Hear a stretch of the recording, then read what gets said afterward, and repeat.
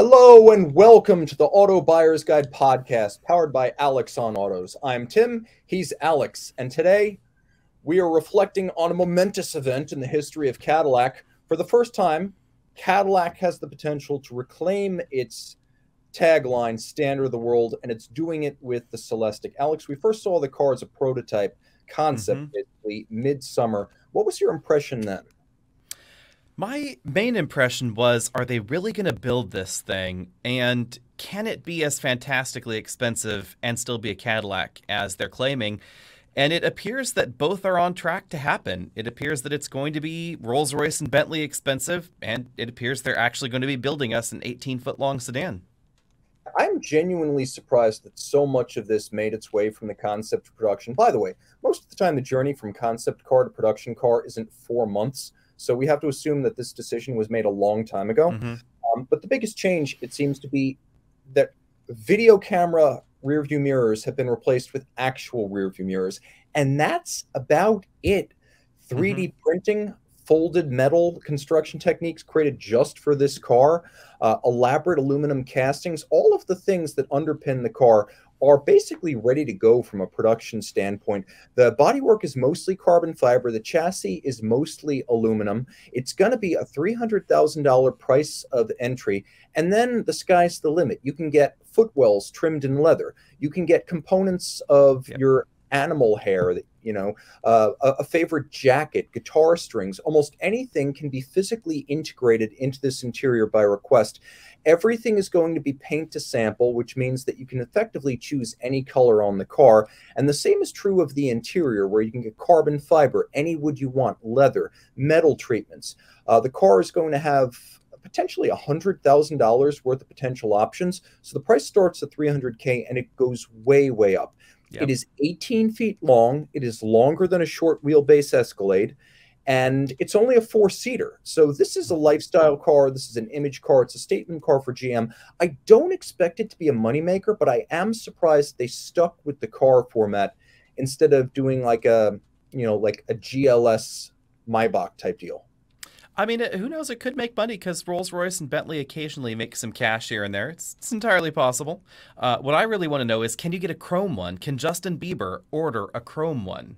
Well, that's easy. You just get it wrapped. Or is chrome not an Well, but for $300,000, I want it to roll out the factory full-on chrome. That's what I would want. But at any rate, all seriousness, it is interesting that it's going to share so much with the rest of the Ultium family platform of vehicles as well, although it's kind of sort of Ultium, because obviously a lot of the structure has been changed for this vehicle to be the carbon fiber intensive, aluminum intensive thing that none of the other Ultium family vehicles are.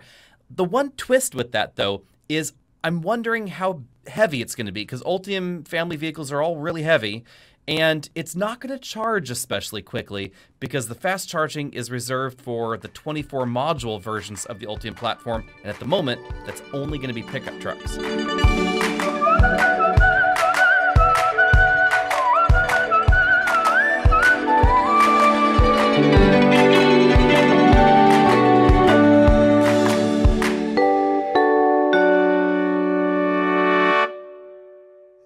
What I've heard is around 6,000 pounds. So in terms of what it's actually going to weigh, it's going to be around 6 grand, which is not all that much when you consider that a loaded EQS is already within about 150 pounds of that, and the EQS is a much smaller vehicle. And then there's also the charging, which Alex mentioned. Some changes have been made to the Ultium structure here in order to maintain a lower profile and also a lower floor in the vehicle. The battery modules themselves are positioned horizontally as opposed to vertically, which is going to create structural constraints on how fast you can cool them when charging and discharging. And partly for that reason, that's why the vehicle is going to have a 200 kilowatt charging rate, at least if we believe what's been put out so far. The battery is going to be 111 kilowatts, which of course is nowhere near the size of what you get on a Hummer EV. So Ultium can potentially be a lot more commodious. But you are looking at right now 111 kilowatts and a 200 kilowatt charging rate, which for a vehicle that's going to be a 2024 model year doesn't seem all that fast. But I'm actually kind of hoping they might surprise us, because it may be that after a year or two of experience with these batteries, they feel like they can add, I don't know, 20, 30 kilowatts of charging rate and be a bit more aggressive with the charging curve. But that's mostly wishful thinking at this point. Yes. We need to talk about Ultium and the DC fast charge rates because there is a little bit of confusion, and GM has done some kind of funky advertising dances around Ultium and its charge rates. Remember that in Ultium, we have these modular series of batteries. You can have up to 24 modules. That's how we get the Hummer up to just about 800 volts and 350 kilowatts of DC fast charging peak capability. But the DC fast charge rate in any Ultium family vehicle is going to be based off of the number of modules it has. And the fewer modules, less than 24 it has, that's the sliding scale down to the DC fast charge rate. So some of the smaller Ultium vehicles, they're going to charge relatively slowly because the entire system voltage is dictated by this number of modules. So CELESTIQ, it's not going to hold as many modules as the Hummer EV or the upcoming Silverado EV. Same thing with the Lyriq, and that's why their charge rates are lower. The CELESTIQ appears to have a bit more capacity, more modules than we find in the Lyriq, which is probably why its charge rate is a little bit higher. Now, it's interesting because this vehicle is going to be focused on customization. It's going to be powerful, but not absurdly powerful by EV standards. We're talking about 600 horsepower, 640 pound-feet of torque. It's going to be a 2-motor, not a 3-motor. It will be all-wheel drive. It is going to be very plush with magneto-rheological dampers, air springs, and Cadillac's first application of active anti-roll bars. So it's going to be well sorted from a chassis standpoint. And that's something Cadillac's done particularly well in recent years. Rolling stock is 23 inches. It's going to have a custom Michelin tire. And it's going to have a hatchback layout, which I think is kind of critical. I see that as the way forward for four-door luxury cars. And I really think that Mercedes with the EQS and Tesla with the Model S were kind of on the vanguard there. But it is a 4-seat vehicle, and you're going to get an incredibly plush cabin. Aside from the customization and the ability to get any upholstery and trim you want, every chair is going to be heated and ventilated and massaging and power operated. In the front, you get a 55-inch wall-to-wall screen with autonomous operation, driver and passenger. Obviously, the driver can't watch the passenger's movie. There's always that safeguard. There is I want to say 12.6-inch screen in the back that acts as effectively as a console. No, pardon me. It's an 8-inch screen that acts as a console for the rear passengers, and then each of them has a 12.6-inch screen.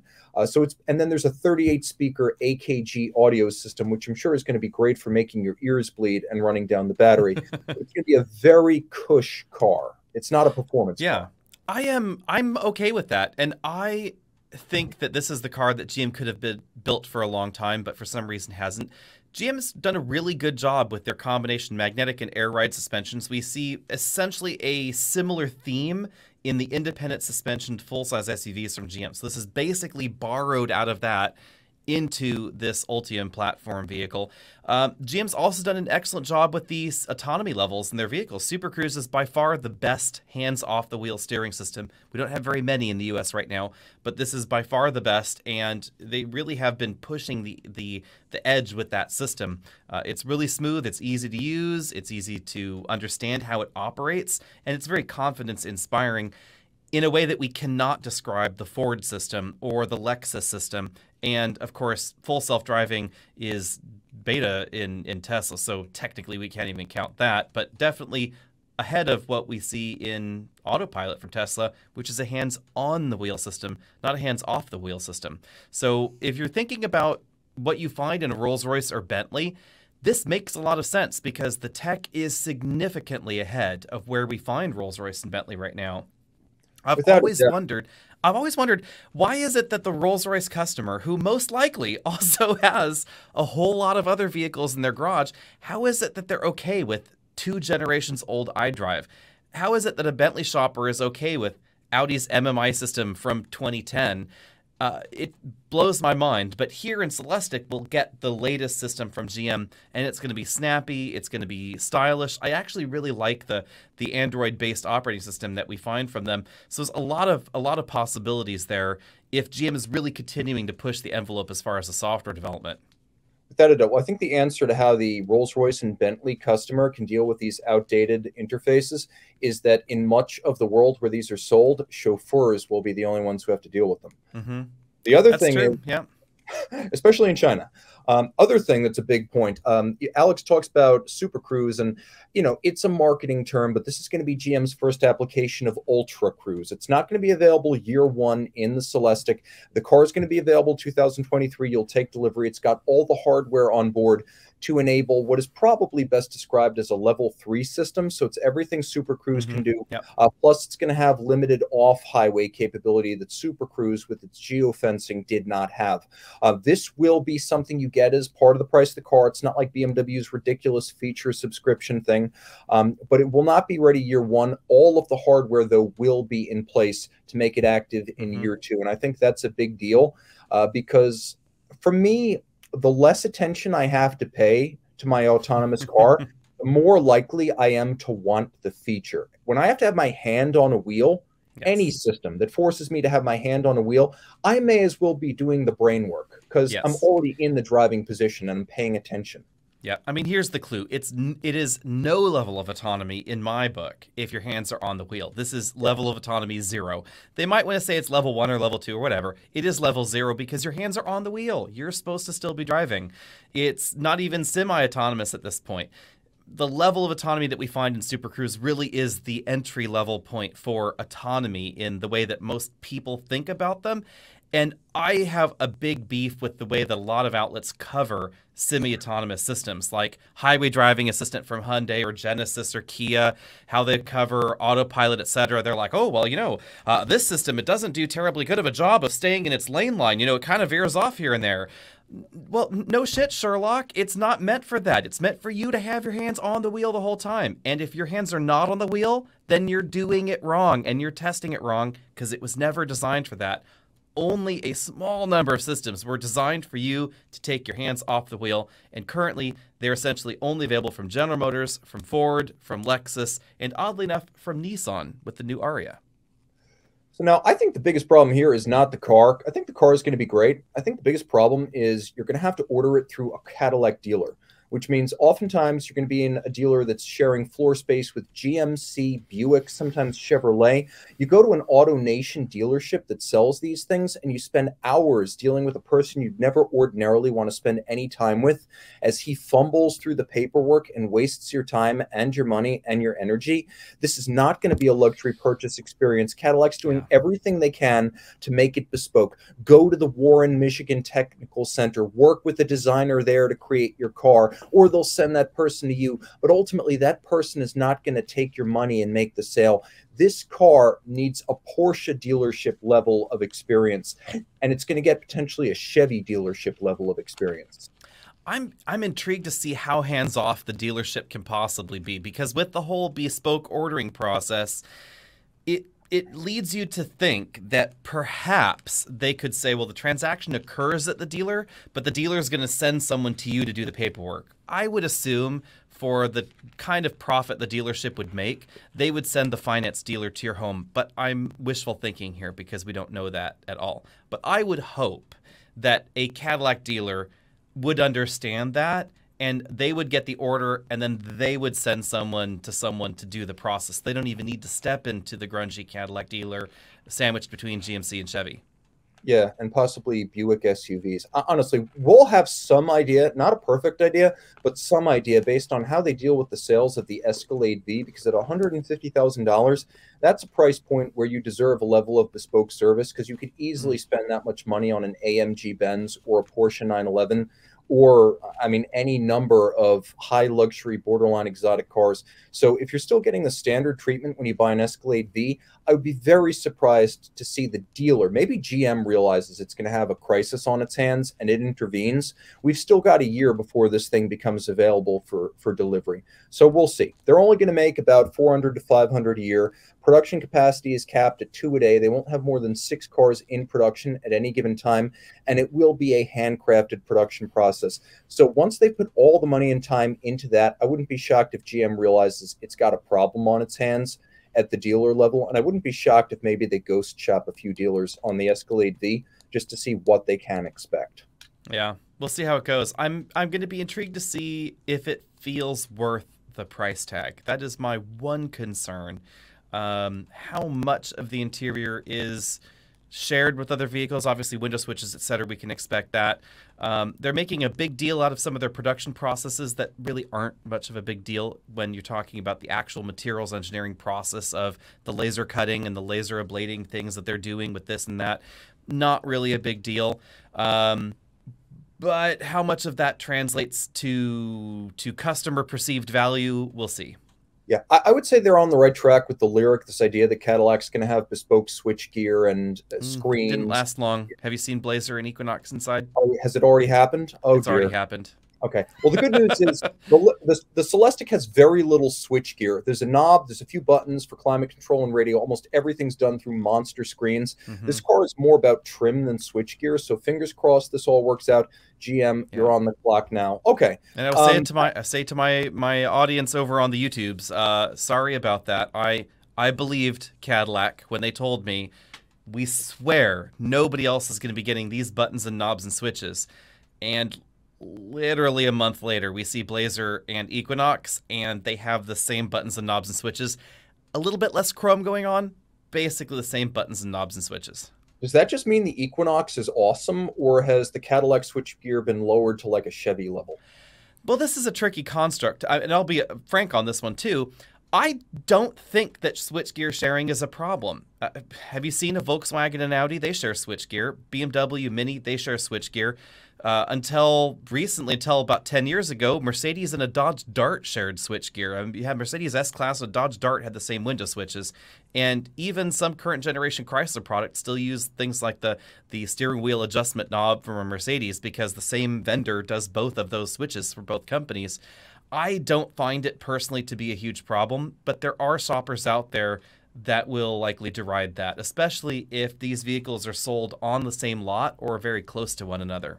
Yeah, definitely. Oh, and remember, pre-Fiat Chrysler, Ferrari used the Chrysler U-Connect. So, yep. I mean, Aston Martin used Volvo ignition keys, Volvo seat controls, the Volvo navigation system, and they cost way more than any Volvo. So, part sharing is a thing, and it's not something that I think is a problem. But for some reason, General Motors, more than other companies, get skewered over the part sharing. So I had hoped that they would really try and avoid that by actually keeping these parts separate, so that way they could avoid the stigma. But I think that they haven't avoided it in this case. I think they've just let it continue. It's okay if the Chevy part looks Cadillac fine.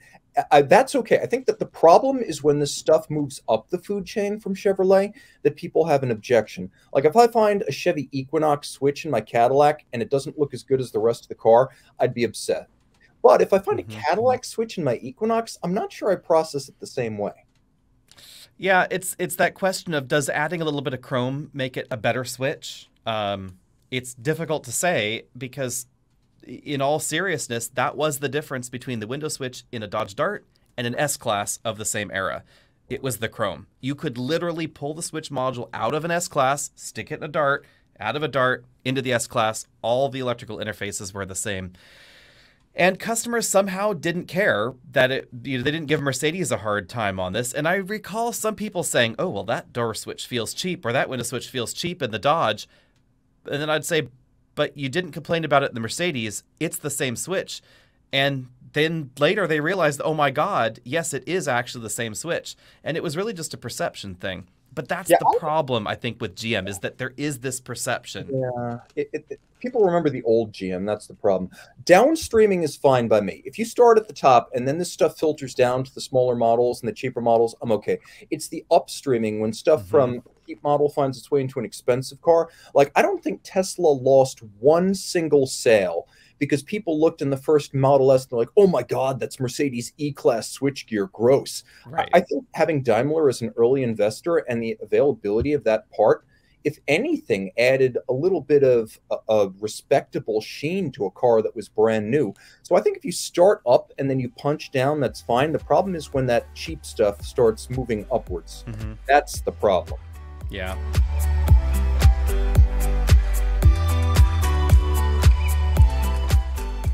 Speaking of cheapness, diesel fuel is not cheap. I don't know if you guys have been watching lately, but even as fuel prices have moderated somewhat, in the United States in the last month. Globally, diesel fuel prices are a crisis, and nowhere is that more true than in the US market right now, where the average price of diesel is about $5.3 a gallon, and the average price of gas, at least if we're to trust AAA, is about 3.8. Alex, is the light-duty diesel engine option dead just by virtue of economics? I was shocked by that. Somehow I had not paid attention to diesel prices until you mentioned it. And oh my goodness, yes, they are bonkers, especially if you live in some really inexpensive gasoline areas of the country. So for those that are in Texas, Louisiana, Mississippi, etc., that are over the moon with their under $4 a gallon of gasoline, making fun of people on the West Coast where we have $5 plus gallons of gasoline, then you should take a look at diesel, because diesel is oddly the same across the U.S. National average is about $5 a gallon for diesel, and in the West Coast it's $5.99, so much closer, weirdly, than the gasoline price split. A lot of this is due to supply and demand, it seems like, and some production issues, obviously, with hurricanes and everything else. But it is interesting that we have seen such a resurgence in demand for diesel in a lot of light-duty vehicles over the last decade or so, only to see those options suddenly crater off the cliff. Stellantis, the Jeep, Dodge, Ram thing, they are finally killing the 3-liter EcoDiesel. And then they've also said that they're going to keep the diesel only in the van lineup. So basically it's going to go away here in very short order. General Motors is still definitely dedicated to the diesel, though. They have that in the Silverado, the Sierra 1500s, the half-ton trucks, and their full-size SUVs. So that's an interesting twist. And Ford has killed it in the F-150 in favor of hybrids and electrics and all the other things that are coming up there. Like for me, I look at what a gas turbo engine can do these days. And like, for instance, the Colorado's old outgoing diesel engine was 369 pound-feet of torque, 181 horsepower, decent numbers, decent fuel economy. But now we've got a 2.7-liter gasoline engine that takes normal gas, that makes 320 horsepower and 430 pound-feet of torque. And I remember back in the 90s when, it was a big deal that the Ram had Cummins power, because, that was probably the designer name in diesel at the time. And the heavy-duty dually Ram that was pulling car carriers and 3-axle campers and 4 horses at a time, that truck had 160 horsepower and 400 pound-feet of torque. And, that was pretty good back then. Now we can get more than that on regular fuel out of a 4-cylinder gas engine. Why would I ever want a diesel unless I'm genuinely, industrial applications? That's my only intent for diesel at this point. Yeah, it's an interesting twist, because if we compare, say, a good example would be Silverado, I would say. 2.7-liter turbo, same one, only in Silverado, versus the 3-liter diesel, also in Silverado. There is a significant real-world fuel economy advantage to the diesel. It will get you better fuel economy. Now, keep in mind, diesel has more energy per gallon, so it ought to give you better fuel economy than a gasoline engine. But the difference is going to be broader when you start towing something. With the smaller displacement gasoline engines, they will generally start running relatively rich in order to actually have a cooling effect on the cylinder walls. Diesels generally don't do that because they have a much lower combustion temperature. So diesel burns at a lower temperature inside diesel engines than gasoline does. So the engines don't run as hot. You tend to have fewer worries about overheating in certain areas of the engine if you're under high load situations, if you're really pulling those 10,000, 15,000 pound fifth wheels, etc. Yeah. Things are definitely going to be better in the 3-liter diesel. You're also going to get significantly better engine braking in the 3-liter diesel with the engine brake that we find in the GM. And I think that was part of why the Ford and Stellantis engines, I really liked them on level ground at the launch event. Once I got them at home, I liked them a lot less because they just cannot keep a trailer under control going downhill. There's not a lot of engine braking going on. Yeah. Same problem with the 2.7-liter turbos, to be honest, that we find in the F-150 and in the Silverado, etc. So there are valid reasons on either side. The trouble is fuel economy, even though it's going to be better in the diesel, it's probably never going to save you any money. Yeah, I would say this realistically. If you're pulling anything with a fifth wheel, that's where diesel belongs these days. Because we're already starting to see the phase out of diesel in, what could be called light duty applications. It's gone in the Colorado. It's beginning its phase out year in the Ram 1500 and the half ton Ram. Uh, I think we're going to see a huge pullback on, smaller cars with this type of power. And by that, I even mean things the size of a Wrangler Unlimited, because an automatic transmission Pentastar 3.6 liter, 6-cylinder Wrangler Unlimited is rated for 21 miles per gallon combined. Now, if you opt for the diesel in the same vehicle, you're going to get 25 miles per gallon combined. So it's 25 versus 21. That's a little over 19%. The problem is the premium for diesel is now over 30%. So again, unless you need a huge amount of diesel torque, which in time maybe a twin turbo V8 might even be able to provide, or a hybridized V6 might be able to provide. For those $20,000, $25,000, $30,000 trailing applications where you're a freelance car carrier, you're pulling a bunch of EV SUVs, and you need that 600 horsepower, 500 horsepower, 800 pound-foot of torque, HD diesel dually pickup. Obviously, that's still a place for it. But I can't imagine another generation of light-duty trucks with diesels, and I can't imagine any cars with diesels past this generation. Even Europe, which for years had a tax structure and refineries set up to favor diesel, after the energy shocks of this past year, which have included strikes, which have included the war in Ukraine, I just don't see this ever being as popular as it was, and I see it in phase-out mode going forward. Yeah, in Europe especially, it's driven by emissions. So that is an important thing to keep in mind. To a lesser extent, California has driven some of that loss in the United States because California's emission standards are different, and it is trickier for a small passenger vehicle's emissions to be in compliance with California's regulations on diesel, especially if you don't want to feed your small diesel exhaust fluid urea, because there's packaging issues around where do we store this, et cetera, just as we saw with the Volkswagen diesel scandal and the lack of Mazda diesels in the U.S., et cetera. Trucks, it's a little different, I would still argue. I think Silverado, it depends on how you look at the diesel. The 3-liter in GM's lineup is largely tied with the price tag of the 6.2-liter V8, so you get to choose, do you want 420 horsepower, or do you want the 300 and some odd horsepower that's going to be in the next generation diesel in the Silverado with 400 and something pound-feet of torque. So you get to kind of choose there for the same price. It is worth noting that GM is giving us a second generation of that 3-liter inline 6 as well. So it is going to be debuting here very, very shortly. It's going to give us more torque, a broader torque curve, and a lot more horsepower. Also improved engine braking, apparently, from what we're hearing from GM.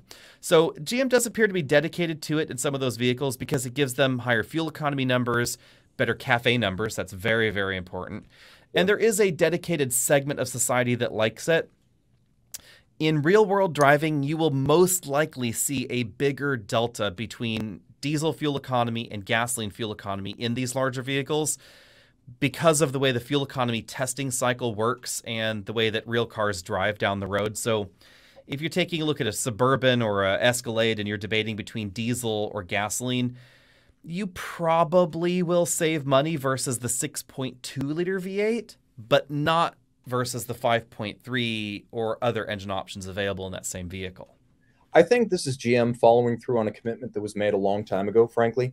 I think if the price for diesel remains between 30 and 40% premium over gasoline, especially if a competing engine option can run on regular gas, I would see that as the beginning of the end of light-duty diesels, and anything, less than a 3/4 ton truck, just because the price is going to be exorbitant. And if you are that commercial driver and you could get away with just buying regular gas, with the miles those guys turn, especially in over-the-road driving, they definitely would. So I think GM will follow through with this generation, but if 5-6 years from now we still see these premiums, they'll move on either a hybridized engine or a twin turbo of some kind. And that would be the question, is will they continue or not, which is difficult to prognosticate. I would expect diesel prices will eventually level out. There was unexpected demand, some refining issues here and there. They can always get sorted if demand continues to be at this level. So I would expect that it would levelize at some point. When that is, we don't know. But manufacturers do have pretty long design cycles, and people do love the diesel. So it's, I mean, unsurprisingly, it's an excellent diesel engine, that 3-liter light-duty diesel in the GM products. Owners absolutely love the engine, and the take rate seems to still be pretty high, even given the high diesel costs. Well, we're going to find out. Oh, and by the way, I think we were both impressed that the California premium for diesel over regular gas was only 10%. So if you're out there, it might still make a lot of sense if you're getting a 20, 25, 30% fuel economy advantage. Yeah, I was surprised by that too. A little odd that there's such a huge delta with gasoline at the moment on the West Coast, even excluding California. West Coast gasoline, Oregon, Washington, etc., is much, much more expensive than the Gulf Coast in the U.S. right now. But diesel, oddly enough, kind of close.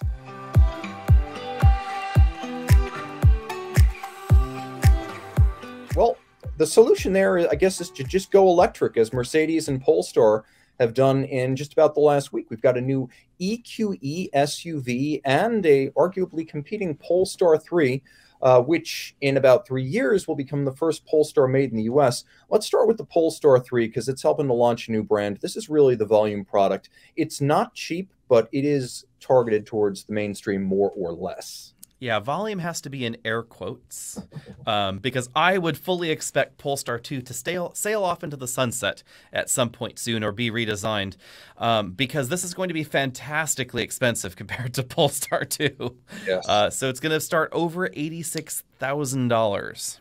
Which shocked me, frankly, but it shouldn't shock me based on what happened to Tesla prices this year. Tesla raised its average sale price 31% this year, which surpasses the new car market, the used car market. And I don't know if Polestar is boxing itself, and maybe Rivian too, boxing themselves into a corner with Tesla-like pricing. But I will give them this. The car comes very loaded. It's only dual motor. It's only 2-row. They are billing this as a luxury experience, and they're not offering initially a single motor entry-level model, nor have they announced any plans to do so. I would say that the key thing to remember is that the mission of Polestar is to compete with Porsche, not BMW or Audi or Mercedes necessarily, you know, in an interesting twist. So, and they were upfront about that before, that was the long-term direction of the brand, was that they would be the performance EV brand. Volvo would be the safe traditional luxury brand. So we see this general pulling away from one another as far as their market positioning goes. So I would expect to see actually higher priced Polestars in the future. Remember, the Polestar 1 was quite expensive. We then had the relatively affordable, relatively speaking, Polestar 2. Now we have the Polestar 3, which is more Porsche Cayenne than Mustang Mach-E in pricing. It's important to give you a sense of like what this is. It's built on the global SPA2 platform, which is shared with the next generation XC90, and they're very close. An XC90 is about 195 inches long. This is about 193. It's going to be a little bit wider. It's going to be a little bit lower. It's definitely going to be a hell of a lot faster because even the most basic version has 489 horsepower and 620 pound-feet of torque. Now you can raise that to 517 and I think somewhere around like 670 pound-feet of torque. So it will be a very rapid machine. Maybe not as rapid as we thought. They're talking about 4.6 seconds for the performance pack with the... Fear not, though. As was seen with Polestar, there will be faster versions in the future. So they start in one place and then they keep building. It's also interesting that it's going to be sort of the 2-row version of the XC90 coming soon, which is interesting. They'll share all the active safety systems with one another. And they're going to be targeting different markets, though. This one's going to be targeting that Porsche shopper that wants faster acceleration, higher top speed than we find in any Volvo. Similar safety systems, roomier back seats most likely, and the XC90 is going to be the family-oriented 3-row luxury thing that's going to compete with somewhere between an EQE and an EQS, I guess you'd say. Yeah, it's an interesting vehicle on a lot of levels because they're advertising some stuff that's not really well fleshed out just yet. We know that it's got a 111 kilowatt-hour battery, which is quite large for a vehicle of that size. We don't specifically know the charging rate, though they're quoting charging time on a 250 kilowatt charger. So I would like to think that's going to be the peak charging rate of the vehicle. We don't know for sure.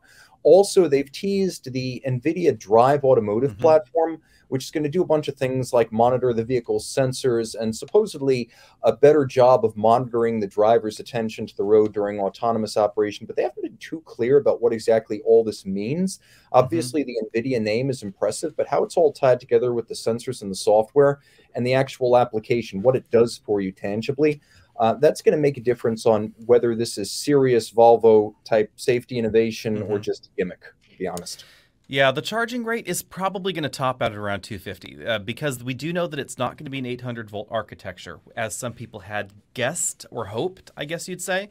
So on a 400-volt nominal, I guess you'd say, because actual charge voltage is higher than 400 volts usually, but about 250, 255 kilowatts is the most you can expect because of the current limit on the connectors for those. So that's probably where it's going to be, which puts it right in line, if it hits the 250 mark, with Model Y, Model X, and Model S from Tesla.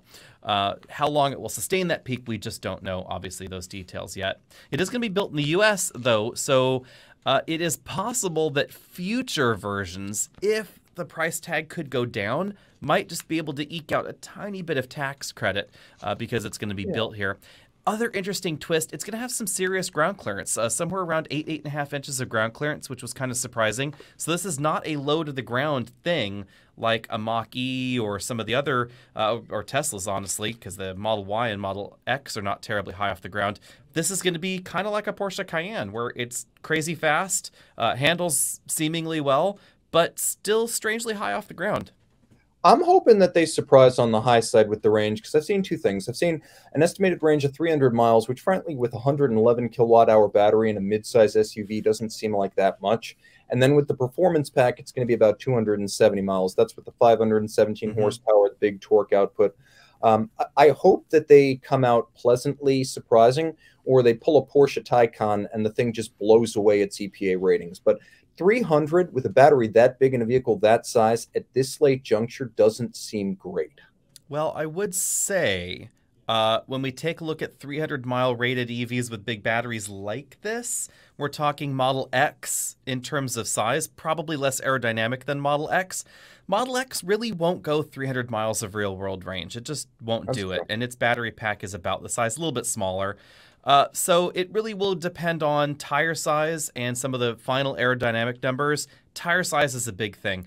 The moment you put big tires on something, especially big grippy tires, as this is probably going to have in the performance versions, you'll expect that fuel economy rating just to actually absolutely drop through the floor. Even the new Kia EV6 GT, which is going to be coming up here very soon, does not have a terribly long range, even though the base versions are relatively aerodynamic. You can get over 300 miles of range out of the approximately, 72 kilowatt hour battery, somewhere around there.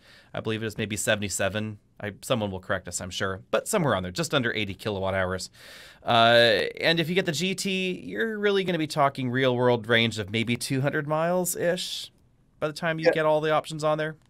Aerodynamics plays such a huge role, because if you look at the EQS from Mercedes, which only has about a 107 kilowatt hour battery, you know, that vehicle, I mean, that vehicle is genuinely impressive. Even if you buy one of the like EQS 4MATICs, you're still going to be looking at 340, 360 miles. And again, that vehicle weighs more than this new Polestar. I'm not going to call it a Volvo. Yep. But that weighs a lot more than this new Polestar. So to be able to get that kind of range out of battery smaller than is going into this SUV, in spite of more weight, it really does show that aerodynamics is everything. And aerodynamics will ultimately dictate how efficient this vehicle is. Yeah. That said, it is loaded. Factory equipment includes 21-inch wheels, LED exterior lighting, heated seats, 4 USB-Cs, adaptive cruise control, surround view camera. You can get Plus and Pilot. These are 2 feature sets that give you things like Bowers & Wilkinson sound, power adjustable steering column, soft closed doors, heated steering wheel, heated rear seats. Pilot adds all sorts of autonomy features. Both are going to be available right out of the gate. And then there's the $6,000 performance pack. But Brembo brakes and air suspension come standard. So there is a lot you're getting for your 85 grand. Yeah.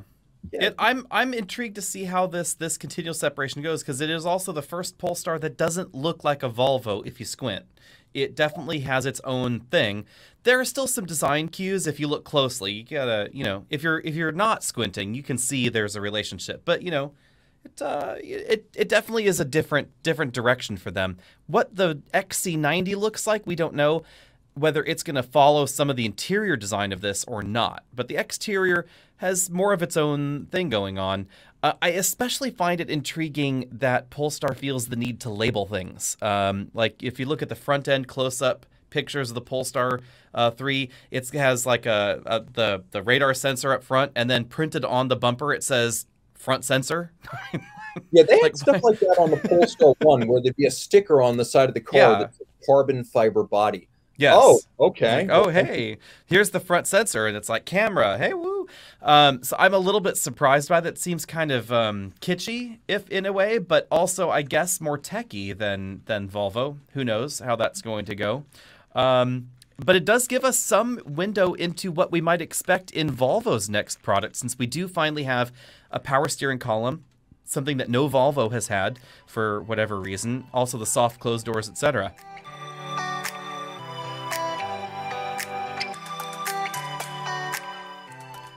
Yeah, interesting that as soon as this Polestar 3 arrives, it immediately has a rival from Mercedes-Benz, because within about 4 inches of each other, maybe even like 2 or 3, we have the EQE SUV and the Polestar 3, similarly sized, likely to be, they're going to have some price overlap there, and there's going to be some performance overlap. I'm starting to think that this is like the new E-Class, this mid-size electric SUV thing. 5, 6, 7 years down the line, I think the person who bought that or a 5 Series is going to be buying this. I definitely agree. And I'm really intrigued to see in this weird duo, which one is going to be the Mercedes competitor. Is it going to be the Volvo? Is it going to be the Polestar? And what does that mean for the other brother or sister in this relationship?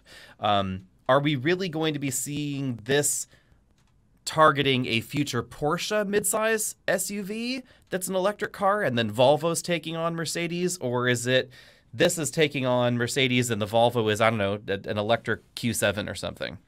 It's a very confusing thing, because all we know is that the Polestar is going to start at 85,000, 86,000. Obviously, there's going to be a destination in there too. The EQE SUV is going to start around 80,000, 80 to 85,000 based on estimates. A lot of the same stuff, highly tech-oriented, autonomy. You're going to have the ability to get several different levels of performance and power, up to 700 horsepower if you want to go AMG. The AMG makes even more if you put it in a boost mode. Screens, obviously, because, you know, screens über alles in 2022. But these are very similar vehicles. They're shooting right at the same kind of customer. And I guess the ultimate irony is that in 2024, mid-2024, when the Volvo finally starts production in South Carolina, both of these vehicles are going to be made in the U.S. They're not going to be eligible for any kind of incentive, but at least they're going to be made here. Yes, the Volvo probably has a better chance of being eligible for an incentive in a base trim, because it's possible it might be $80,000 or under. Exactly how that really sorts out, we won't know. It also will depend on where the battery is manufactured, et cetera, and those details we don't have just yet. But it is interesting that they're moving production to the U.S. for both of these models. One common complaint with the Polestar 2 from a certain segment of the automotive buying public has been that it's built in China. And now it will go from there to the U.S., and this will be one of the worldwide production locations. It will be built in multiple different Volvo factories, along with the XC90 and other large platform battery electric Volvos. Yeah, if this is something that's important to you, obviously check the VIN number. That's how you can always tell. You won't have to look until mid-2024 when production of the Polestar 3 actually starts in Ridgeville, South Carolina. And, of course, Mercedes has been down in Alabama and Tuscaloosa forever, so that's going to happen right out of the gate. A little bit disappointed with the EQE SUV. It's going to have a 90.6 kilowatt-hour lithium-ion battery, which seems like it's a little bit on the short end for, 2022, much less 2023. And they're talking about 170 kilowatt quick charging, which doesn't seem all that quick either. Yeah, it's going to depend on how quickly the battery will reach that charge rate and how long it will maintain it. So in the EQS, for instance, its number does not appear terribly fantastic, but it really does charge quickly because it holds that charge rate for a really long time. We see something very similar in the BMW i4. Oddly enough, not in the BMW iX, which blows my mind, but that's a whole other story. So Both of them hit approximately 200 kilowatts and then will just rumble along there for a good long time, yielding actually a faster charge time in the EQS than a comparable Tesla at the moment. Whether or not that applies to the EQE, we don't know, but it's possible that Mercedes was similarly aggressive with that charging rate. Most batteries will really start drastically falling off. The charge rate will really start to fall off at around 50%. So it depends on what you want out of your car. If you want to go from 10% to 40% real super fast, obviously it's going to go faster in something with a higher peak rate. But if you're interested in going 10% to 80%, it may actually happen faster in a vehicle like that maintains a moderate charging rate across a really broad plateau versus something that peaks early and is over with quickly. And that's very, very true, because one of the only virtues of the Audi e-tron, the first generation Audi e-tron, was that despite the 150 kilowatt hour peak charging rate, it did an incredible job of sustaining that charge rate, to the point that some of these things were still charging, and people have verified this, at 50 kilowatts with 99% state of charge, which is unheard of. So even if you have a modest peak charge rate, you can do incredible things in terms of aggregate charge time just by sustaining it. So we're not going to judge immediately, not out of the gate, especially given Mercedes' track record with the EQS and the EQS SUV, but it is something to think about. I would also say this: you're going to have a lot more options buying the Mercedes, because unlike Polestar, Mercedes is absolutely offering a single motor model. And with domestic production, a target starting price of $80,000, it's not impossible to envision them shooting on the low end for a little bit of incentive access. Right. And you're probably going to find slightly better availability with them, certainly more options and more gadgets and gizmos to choose from. Whether or not the fully loaded product will have as many as the Polestar, we don't know, but there's likely going to be more variation. So if you really want a feature or you really don't want a feature, it's probably going to be easier to adjust the Mercedes options list. Yeah, also important to remember that if you do want to get it in dual motor, full fat version, but you don't want to go AMG. AMG would be great, but it's going to add a huge price delta. But you're going to be looking at about 536 horsepower, 630, 640 pound-feet of torque. But with the weight of these things, none of them are really drag racers. I will say this, though, that if you get the 500 4MATIC, you will go from 0 to 60 in 4.6 seconds, which is the same as Polestar is claiming for the performance pack on the Polestar 3. So there is a lot of overlap between these vehicles. The Mercedes is probably going to be more traditionally luxurious with a Mercedes-style interior. Hyperscreen will be an option. So you're going to have, in all likelihood, more of, I would say, a less minimal and more overtly luxurious experience in the Mercedes, whereas Polestar, for all their international presence, it's still going to be pretty much Scandinavian design. Yes, it's going to be quite minimalistic in terms of its design, and colder, I guess, would be the best way to describe it, because they're trying to go after this cool and modern theme. And if you want warmer, richer interior tones, you're going to find those in the corollary Volvo model. Yeah, and hey, if you do want to go AMG, you're going to be looking at over 700 horsepower, 700 pound-feet of torque. Performance number is yet to be ascertained, but the option is there. As Alex mentioned, Polestar is going to be offering hotter versions of the Polestar 3. I think their future profitability probably depends on having those upper-level trims and engine options. So definitely keep an eye on that, but also the fact that Polestar is going to be rolling out a spectacular number of cars in the coming years. The 4, the 5, the 6, you're going to get sedans, crossovers, and convertibles, I believe, respectively. Yes. 4, 5, 6. It's going to be a roadster. And if you want less of a traditional dealer experience, there's going to be Polestar. It is still technically a dealership model, but the structure is really interesting and strange. So it's going to be basically at MSRP. Theoretically, there's an ability for a markup, but it doesn't seem like that's occurring at all with Polestar. They really have a lid on those arrangements there. And of course, it's going to be the full pickup and delivery thing. So if you want to have your car picked up for service, etc., there's actually no ability right now within the Polestar network to even take your car somewhere for service. They have to pick it up from you. And the buying and sales experience is going to be more Tesla, more Rivian-like, where you go into a showroom and there's a very limited number of vehicles to choose from. They really want you to do the order thing and pull from inventory somewhere, etc. So that experience is going to be different than we find in the Mercedes shopping experience. Yeah, we don't have any real range estimates for the Mercedes, but 342 WLTP is what's being estimated, which frankly is probably a whole lot less than the 300 estimated for the Polestar. So expect that one come up a little bit short. I would say real world, you're looking at like 270, 280. Probably, yeah. It's probably going to be a decent difference between the two. I would probably think it's going to be somewhere around 30 miles, maybe 30, 40 miles of range difference. So, Alex, where do people go if they want to find us online? All of your fun favorite podcast locations, Google Podcast, Apple Podcast, Spotify, etc. If you're watching this on YouTube, if you're listening to us, you can find us on the YouTube channel if you want to see our air quotes. You can also find us at the Alex and Autos YouTube channel, the EV Buyer's Guide YouTube channel, and of course, Facebook, Instagram, Twitter, and all those other social places. Toodaloo.